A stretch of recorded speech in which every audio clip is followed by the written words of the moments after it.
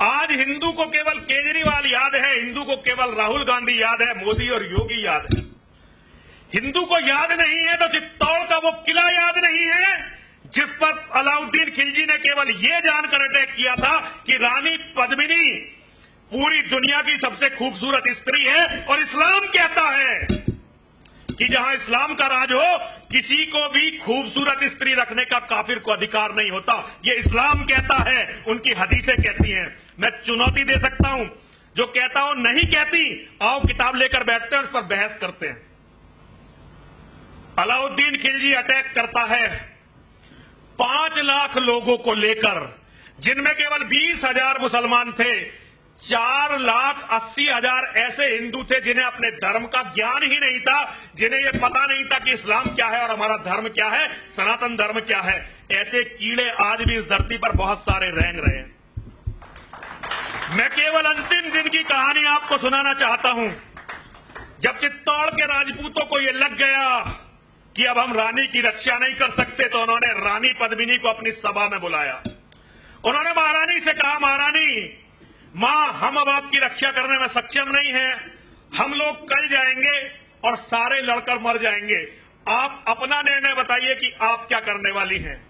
रानी पद्मिनी ने कहा, सबसे पहले तो वो कौम फूंकने लायक है जो अपनी बहन बेटियों के स्वाभिमान की रक्षा नहीं कर सकती, उनकी आन नहीं बचा सकती। उसके बाद उन्होंने आदेश दिया कि मेरे लिए तो एक काम करा जाए, एक बड़ा हवन कुंड बनाया जाए। यदि आज तुम में इतनी हिम्मत नहीं है कि तुम मेरी आबरू बचा सको, मेरी आबरू की रक्षा कर सको, तो मैं अपने आप को अग्निदेव को समर्पित कर दूंगी और वो मेरी आबरू की रक्षा करेंगे, वो मेरे स्वाभिमान की रक्षा करेंगे। कुंड था बहुत बड़ा, 40 फुट गहरा और बहुत बड़े क्षेत्र में फैला हुआ कुंड था।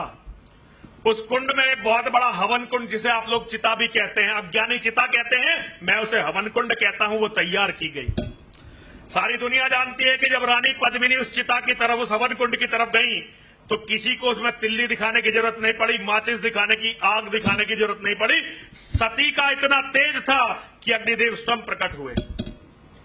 रानी पद्मिनी उस चिता में चली गई। उनके जाने के बाद नंबर आया उन औरतों का जो बूढ़ी थी। सारी बूढ़ी औरतें उस चिता में चली गईं। बूढ़ी औरतों के बाद जवान औरतों का नंबर आया, जो विधवा हो चुकी थी, वो उस चिता में चली गईं।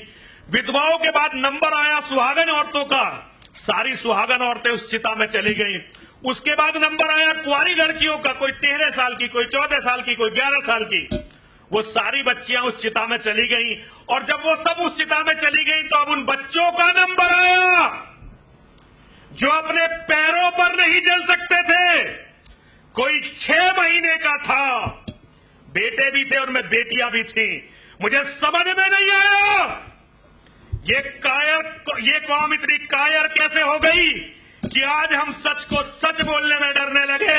लेकिन सत्य तो ये है कि इस देश में 1 बार नहीं, 2 बार नहीं, 3 बार नहीं, हजारों बार ऐसा हुआ जब पिताओं ने, भाइयों ने, दादाओं ने, चाचाओं ने, ताऊओं ने अपने बच्चों को अपने हाथ से चिता में फेंका।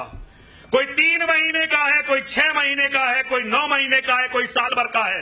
वो चल नहीं सकते थे, अपनी मर्जी से चिता तक नहीं जा सकते थे। उन सबको चिता में फेंका गया और उन्हें चिता में फेंकने के बाद सारे राजपूत इकट्ठे हुए। मेरी अपनी भी एक बेटी है, शुभम बेटा। मैं कभी कभी कल्पना करता हूं, मुझे कभी पता चलता मेरी बेटी को चोट लग गई। मैं बहुत कम मिलता हूं अपनी बेटी से, लेकिन जब मुझे पता चलता है मेरी बेटी के कहीं चोट लग गई, तो मुझे ऐसा लगता है जैसे किसी ने मेरे दिल को पकड़कर निचोड़ दिया हो। एक बार मेरी बेटी को जब बहुत छोटी सी थी, उसकी मां की गलती से एक माचिस की तिल्ली छू गई थी और मैंने उसकी मां को बहुत जोर से थप्पड़ मार दिया था। मैं उसके लिए क्षमा, मतलब मुझे अच्छा, आज कहने में अच्छा नहीं लगता, लेकिन मुझे लगा कि मेरी बच्ची को आग छू कैसे सकती है। अगर हम अपनी बच्ची को आग छूने में इतने परेशान हैं, तो हम उन बच्चों को क्या भूल जाते हैं जिन्हें पिछले 800 साल तक केवल इसलिए चिताओं में जाना पड़ा कि इस देश में गुलामी थी, और गुलामी भी उन राक्षसों की थी जो अपने सिवा किसी को व्यक्ति मानते ही नहीं थे, आदमी मानते ही नहीं थे। जो बच्चे बता रहे थे, मैंने वास्तव में इन बच्चों को बताया ये वस्त्र कौन से वस्त्र हैं। जब रानी पद्मिनी का रानी पद्मिनी का जौहर हो गया तो सारे राजपूत इकट्ठे हुए, जितने भी उस गढ़ में बचे हुए थे। उन्होंने खूब सारी शराब वहां लाकर रखी, खूब सारा मांस, क्योंकि राजपूत शराब भी पीते थे, मांस भी खाते थे। इतिहास से हम भाग नहीं सकते। योद्धाओं का भक्षण अलग था, हम सन्यासियों का, संतों का, ब्राह्मणों का खाने का तरीका अलग था। और जो भी वो खा सकते थे सब कुछ उन्होंने खाया। खाने के बाद पूरे चित्तौड़गढ़ में जितने भी कुएं थे सबको मिट्टी से भर दिया ताकि एक बूंद भी पानी ना बचे। चित्तौड़गढ़ में जितना भी अन्न बचा सबको जला दिया, पूरे चित्तौड़गढ़ को आग लगा दी। और उन्होंने फिर ये केसरिया कपड़े पहने, मेरा रंग दे बसंती चोला। और ये कपड़े पहनकर, क्योंकि ये आग्नेय वस्त्र होते हैं, वो लड़ाई के लिए निकले। और इतिहास जानता है, मुट्ठी भर लोग जो गिनती में 1000 भी नहीं थे, उन्होंने लगभग 1.5 लाख शत्रुओं को गाजर मूली की तरह काट डाला। वो कब हुआ? वो तब हुआ जब 800 या 900 राजपूतों ने, क्षत्रियों ने, मेरे हिंदू वीरों ने, सनातन धर्म के मानने वालों ने यह तय कर लिया कि अब हमें जाना है और वापस नहीं आना है। तो अपनों से कम 100 गुना दुश्मनों को मारकर वो लोग स्वर्ग को चले गए। लड़ने वाले हर समाज में बहुत कम होते हैं, लेकिन हिंदू समाज में तो ये मिट गए हैं।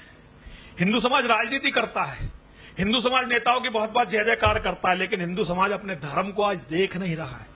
मेरे बच्चों, दुनिया में कुछ भी तुम्हारे धर्म से बड़ा नहीं हो सकता। जो लोग कहते हैं कि ये चीज धर्म से बड़ी, वो चीज धर्म से बड़ी, वो लोग केवल उन चीजों के दलाल हैं और उनके नाम पर अपना कुछ फायदा ढूंढना चाहते हैं।